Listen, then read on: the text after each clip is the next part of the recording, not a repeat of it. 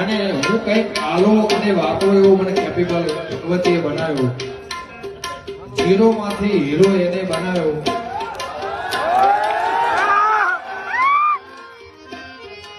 આ બધું જે છે, જે બધું છે, કુળદેવીના પ્રતાપે દીપો મહામણી પણ લાખણીજીની કંઈક અમી દ્રષ્ટિ હશે મારા ઉપર, અને એને આ બધું રચાવવું હશે, આ બધું બનાવવું હશે.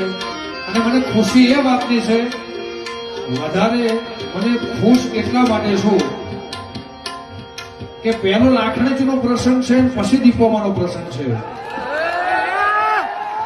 અને બાપા અહીંયા આયા, એ ચકો બોધ્યો